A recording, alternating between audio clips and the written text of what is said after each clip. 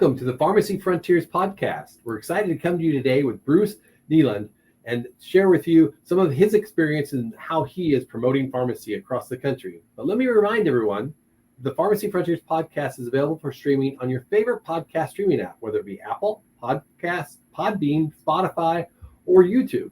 The Pharmacy Frontiers podcast is dedicated to the profession of pharmacy, and the comments and opinions shared today are those of our hosts and our guests. They're not official statements of the MPA, Mercy, Mitchell Pharmacy, nor Kneeland Services. I'm Daniel Good. I'll serve as your co-host today along with Tim Mitchell. And today we're honored to have a guest host, Angela Robichaud. Thank you, Angela, for being with us today. Bruce Kneeland, welcome to the Pharmacy Frontiers podcast, owner of Kneeland Consulting and a host of your very own Crossroads podcast. Welcome to our show. Well, it's a delight to be here, and what an honor to meet you, Daniel, and Angela especially. I wish you well as you advance in your career. Thank you so much. So I will start us off with the first question. Bruce, you are incredibly influential in the field of pharmacy. You told us that in 2023, the American Pharmacy Association actually gave you an award because you are so influential in the pharmacy field. What, when you started your career, you're not a pharmacist, made you choose pharmacy as where you would practice? So I'll try to get through this briefly because it was, they have that famous saying, man plans and God laughs. So I came home from Vietnam in 1971, soon found a lovely young lady, married her, and had a child, all while I was going to college. And I'm getting ready to graduate in August of 1973 with a baby and a wife and no prospects whatsoever. And as luck would have it, I was walking through the student union building 3 days before graduation, and there was a little sign said somebody from the pharmaceutical business was there to interview. And I went in and interviewed, and the guy liked me, asked to meet my wife that night, offered me a job the next day, and told me I needed to be in Fargo, North Dakota on Monday, 3 days from then. So we packed stuff up, left without going to graduation, and went to Fargo. My wife and I are from Los Angeles. We met the guy, and I started my career as a drug rep for Pfizer Pharmaceuticals. I did quite well, got a promotion, and moved to St. Louis, Tim, which is what brings me to Missouri. Jumped from Pfizer and joined the Medicine Shop organization. And by that time, I'm ingrained in pharmaceuticals and pharmacy. I didn't know anything about the field. I had my degree in marketing, public relations. Little tip that most people don't know, but back then, Upjohn and Lilly and the big pharmaceutical companies always hired pharmacists to be their sales reps. And Pfizer didn't want anything to do with a pharmacist. They wanted us selling, not talking drugs. They wanted us selling. I did well, but jumped to Medicine Shop, loved it, rose through the ranks in Medicine Shop, and then got recruited in 1984. So we're talking ancient history here to go to work for Foxmeyer and be involved in their Health Mart franchise program. Did that for a number of years, jumped and went to Washington, D.C. to be in the National Wholesale Pharmacist Association, and then was recruited from there to go to Amerisource and run their retail sales operation, which included Family Pharmacy, the trade show, and their generics marketing program. Did that for a couple of years, loved all of those jobs, and then Amerisource merged with Bergen, and I got my walking papers. At that time, we looked for other jobs, primarily in the wholesale industry. My wife told me I could take any job I wanted, but she wasn't going to move again. So we set out my shingle, and I became a pharmacy industry consultant, and I've done that since 2002. That's pretty amazing. Sorry. Yeah. Oh, go ahead. there's so many different aspects to your history in that amount of time. It's just most people don't even have that kind of Yeah. background. And I mean, where we are today is I have worked for Health Mart, I have worked for Medicine Shop, and I have worked for Family Pharmacy, which is now Good Neighbor Pharmacy. I actually have a Good Neighbor Pharmacy business card. So I've worked for all three of the big wholesalers and all three of the pharmacy franchise programs. It's been a great platform for building a consulting career, which has been the highlight of my career. The last 20 years have been the fun part. Yeah, well, that's you amazing. must have the secret sauce then. What's the secret? You've worked for them all, so now you figured out what's the answer to this pharmacy conundrum that we have. Well, and I really like to say up front, you're familiar with the name Paris Hilton. Does that mean anything to you, Angela? Yes, I'm familiar with her name. Okay, so the phrase for her, she was famous for being famous, and I'm kind of famous for being famous. I've never done anything significant, but I feel a little bit like Forrest Gump. I've just been where and worked with people who have accomplished remarkable things. And like I say, I couldn't be happier with my career. I'm not ready to quit yet, but I can see it coming. I'm 77 years old, so I am an old guy. Oh, you're still young. Yeah. And I mean, Tim, this will challenge you a little, but I remember when one of the most frequently purchased items in a pharmacy was Scotch tape. Oh, yeah. And, most people can't even begin to comprehend that the two major skills of a pharmacist and coming out of pharmacy school in 73, 74 was, could they rip the tape off just right and apply it to the label so that there were no crinkles, and then you had to type a label with no more than one crossover. And the killer application for pharmacy computers was no typos. Yeah. I mean, when pharmacy computers came along, that was what everybody was most excited about. Man, I don't have to type any mistakes. So yeah. I do remember typing. The first pharmacy I worked in, it had where you type it out, and then once you typed it out, then it would actually do it. So it was a little more advanced, and we did have some automatic pill counters. They weren't like what we have today, but it was a spinning device that spun the tablets around, and quite interesting for sure. So we're right on the cusp of August. I suspect it'll be August when this comes out. I called on my first pharmacy in August 1973. So I'm coming up on 54 years in this business. That's amazing. That's amazing. Gosh, what a history. Well, I'd like to tell you that, the first time I met you, you actually, I think you called and you said, I'm doing a road trip and I'm headed your direction, and I'm going to be at your pharmacy on this day, and I'd like to sit down with you and talk. And I don't even know why. I don't even remember what the situation was. And we talked, and I'm like, wow, this guy's very interesting.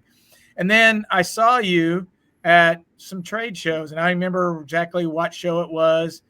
And you don't ever forget a face, and every single person at those trade shows. Yeah. So I was like, man, this guy is a mover and a shaker. So tell me a little bit about your road trips over the years. How did that develop? I'm really curious. There's been two genius things that I've done in my career that I've actually done, and one was with Health Mart. I invented that Health Mart caravan. And we equipped that with kind of testing equipment and drove it around, parked it in front of pharmacies, put a big balloon on top, and did free cholesterol tests, free blood pressure tests, and it would bring hundreds of people out to the pharmacy. And so that's a career maker. The next thing I did was these road trips, and it's been magic in two or three different ways. The idea came from a Time magazine article I read like in the mid 90s, where they put two editors on the road. They traveled across the country on US Highway 50 which goes all the way from New Jersey to the San Francisco Bay Bridge. And I thought that would be a neat idea to do that for pharmacies. And in 2008, I was finally in a position where I could pull that off. And I did a 2.5-week road trip from New Jersey to San Francisco. And we visited 30 truly remarkable pharmacies. And America's Pharmacist, NCPA, published them in a 3-part series. And it just was gangbusters. To show you how it changed my life, to get a sponsor for that first road trip, I had to pull on every favor and string I knew in the industry, and finally got AmerisourceBerg and Good Neighbor Pharmacy to sponsor the trip. They knew we weren't going to all visit Good Neighbor pharmacies. I was looking for truly remarkable pharmacies, and they kicked in like $12,000, and my wife and I did it. That thing got published. The next trip I did, I sent out 10 emails to key people, and I said, the first company that agrees to sponsor this, you get it. It's going to cost you $12,000. And QS1 bit and sponsored on that in like 6 hours. And from then on, I've done 12 of these road trips. I did Route 66, which is where we met you, Tim, coming through that part of the country. I've done the Lewis and Clark Trail. I've done Highway 89, which nobody knows about, but it's the second most famous or most, it goes through 5 national parks. It starts in Phoenix and ends in Calgary, Canada. And we did that one. And then I've done a couple makeup ones that have been mostly for vacations. The most recent one happened in May of this year, where I visited 5 remarkable pharmacies in Southern California. And kind of the angle there for me was, that's where I grew up. So I went down and visited pharmacies in all the towns where I was a kid. And that will come out in America's Pharmacist in September. Very cool. Very cool. Daniel, why don't you take on the next part of this interview? Yes. Well, I want to quickly ask about your own podcast. That you have the Crossroads podcast. Is that right? It's actually Pharmacy Crossroads. Crossroads. Yeah, and I am the host. Pharmacy Crossroads is a product of Todd Urey's Pharmacy Podcast Network. And you talk about a pharmacy, non-pharmacist hero in pharmacy. You know, Todd is one of those. He created the name and persuaded me to do it when COVID started, and I couldn't do any more road trips. So we took the road trip motif and turned it into a podcast. So I would interview a pharmacist who's doing something remarkable, and he'd talk about his pharmacy. And it's been quite successful. I've done about 50 of them now, in over 4 years. So almost 5 years. It's getting up there. Impressive. Very impressive. And it's, Todd tells me it's for, he's got people who talk on all different kinds of subjects, all different audiences, but for independent pharmacies, it's the highest ratings of all of his podcast shows. Yeah. Well, Todd's definitely a marketing man for sure. But, by listening to you talk, you and me knowing you over the years, you are one of the marketing gurus of the profession, in my opinion. And I'd like for you to kind of tell us a little bit about what some of your passions are as far as marketing's concerned. I know we've talked a little bit about how pharmacists do what they do and what we're good at, what we're not so good at. Tell me what you got going on and some of your thoughts about that.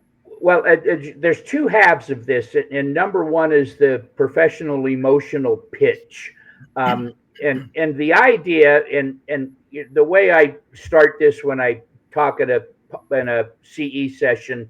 Most pharmacists have an attorney because they have issues that only an attorney can handle, and most pharmacists have an accountant because who understands all the tax rules.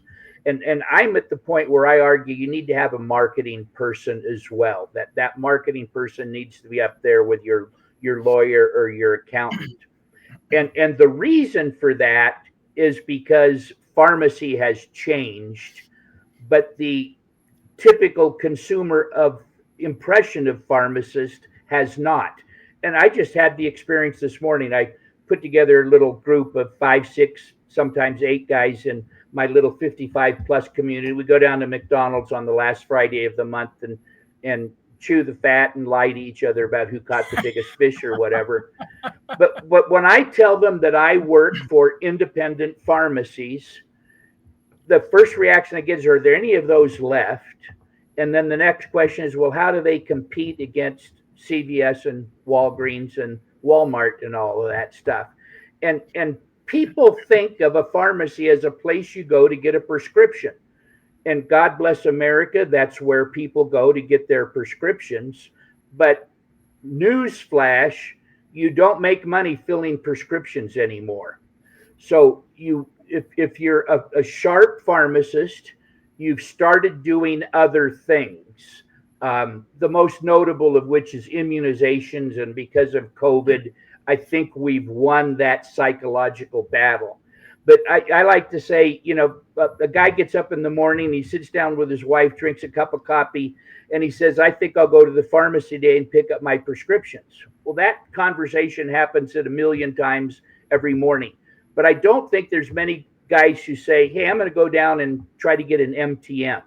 Or I'm going to go down and ask my pharmacist about medication synchronization, MedSync, if you really want to get popular. Yeah. Or I'm going to go ask about DMD at my pharmacy.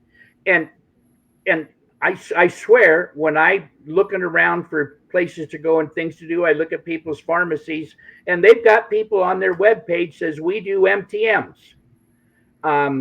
We do MedSync. They just don't understand that the lingo that we use to talk to each other means nothing to the consumer.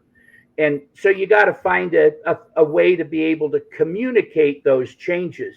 And I was going through this morning and looking at some old stuff and found a couple good examples. So here's Melrose Pharmacy, a remarkable pharmacy in Phoenix. Teresa Dickinson? Yeah. Yeah. So here's what she says about medication synchronization. All of the health, none of the hassle. And then she shows a picture of the pill. Now, does all of the health and none of the hassle let us feel, take care of all your medications at once? That resonates. Medication synchronization doesn't. Here's a White Mountain Pharmacy in Arizona. No wait refills. Who doesn't want to have no wait refill? That's right. That communicates to a patient. These things are done by professionals. And the hardest thing you do is take a complicated concept and reduce it to a simple benefit to a patient. The next thing we do is we want them to understand how complicated it is to do MedSync. Well, we'll call your doctor and that's important. You got to do all that stuff, but people don't need to hear about all that. They just, I don't worry that McDonald's cooks their hamburgers on the grill 1 minute on one side and 2 minutes on the other side. Yeah, it means nothing to me. And we're so detail oriented that we want to share all that crud with the patient, and it doesn't matter. So all of these new things that hopefully more and more people are doing. I mean, when I drive anywhere, I stop in a pharmacy unannounced and go chat to somebody. And, about 2/3 of the time, maybe half the time, somebody will have some idea who I am when I hand the receptionist or the cash register person my card. They say, oh, Bruce, it's good to meet you. And many times nobody has any idea who I am or what I do. And when you talk to them, you find out that that's the person. Nah, I never read any trade journals. That's a waste of time. No, I don't go to any trade shows. That's just a waste of time. And, are you doing immunizations? Nah, there's no money in immunizations. They're just stuck in a rut. And, those are the guys who aren't going to be here.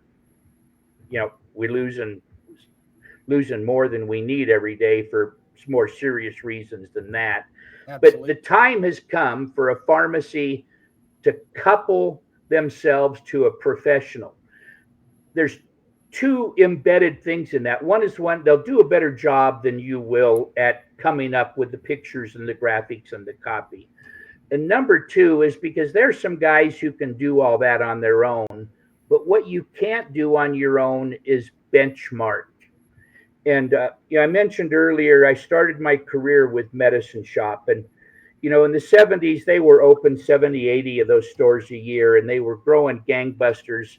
And the industry really had a negative impression of the or 4% franchise fee. And the guys who'd been with the system 5 or 6 years hated the 4% franchise fee. But the thing that I would always try to tell my guys, hey, yeah, it's a lot of money, but what you're getting is benchmarking. And back in the late 70s, the big challenge was to get pharmacists to fill prescriptions with generics. And a guy would say, well, hey, I filled 10 generic prescriptions last month. And I'd say, yeah, Ruth filled the same number of prescriptions you did, but she did 100 generics. You say 100, nobody could do 100. And so, Ruth does it all the time. And so by having the ability to measure and benchmark, John thought he was doing a great job with 10 generics a week, until I could prove to him that great was 100. And then his attitude would change. And the point of that is social media marketing.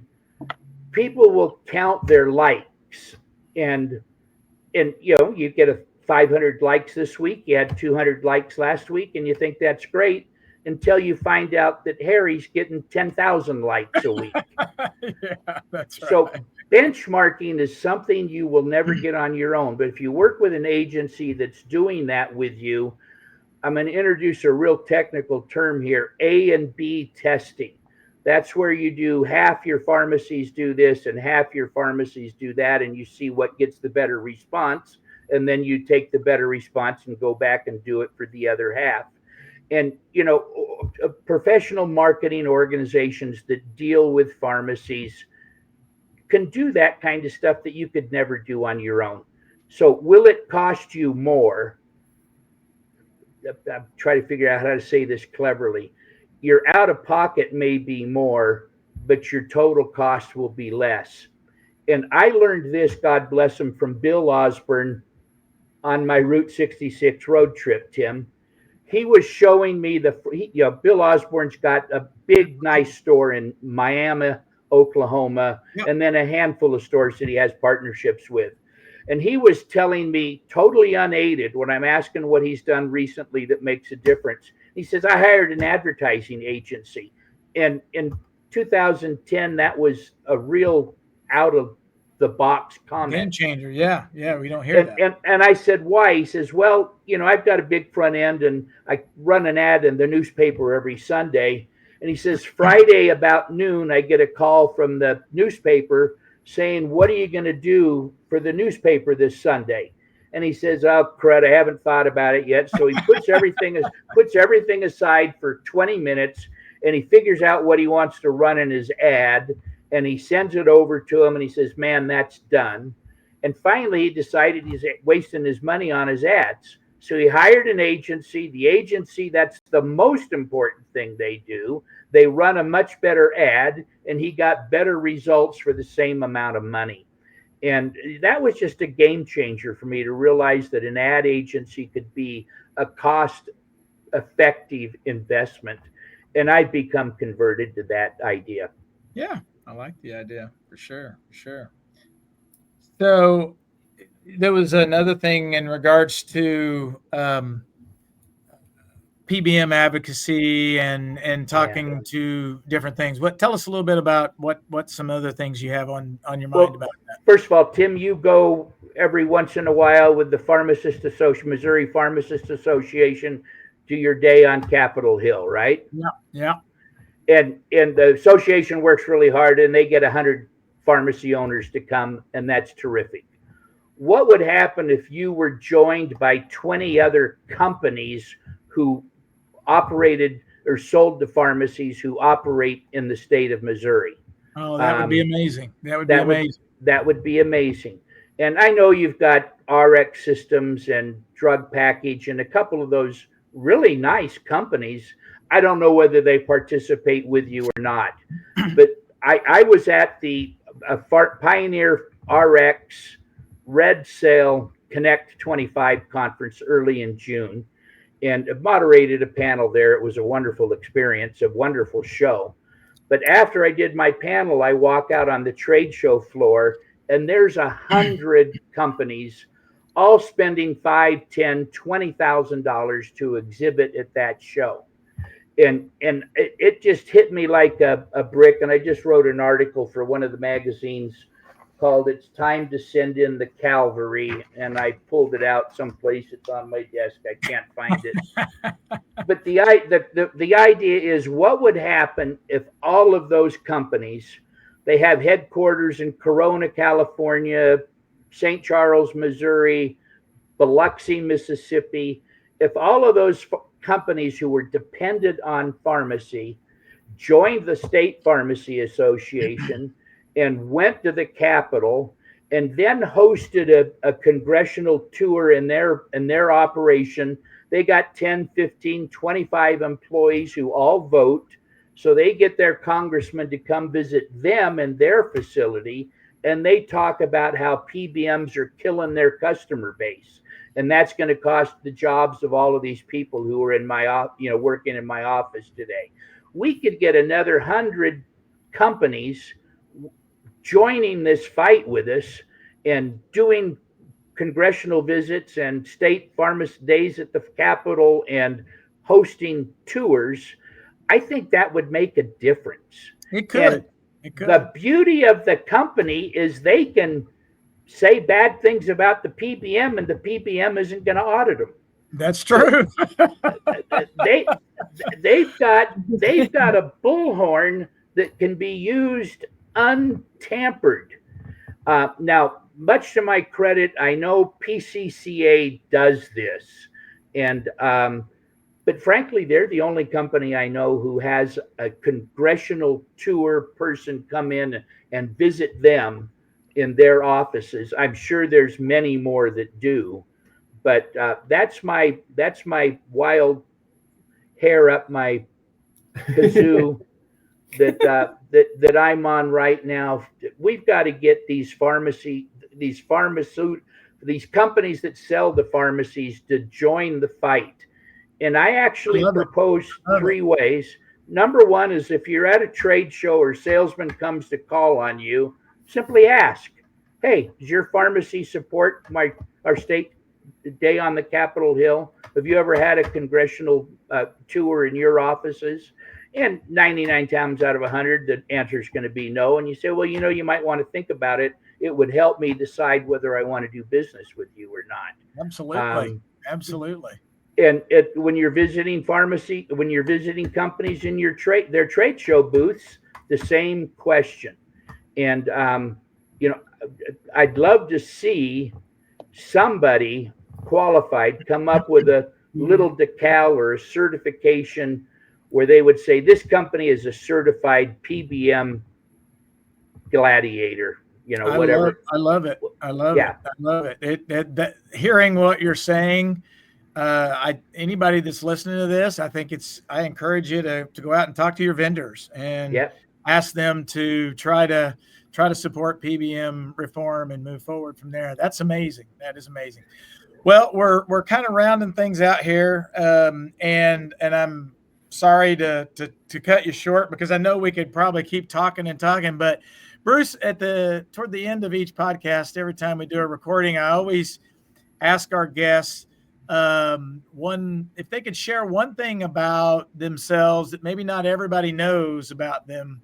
So to tell us a little bit of something unique about Bruce that maybe not everyone would know, that might be an interesting fact about you.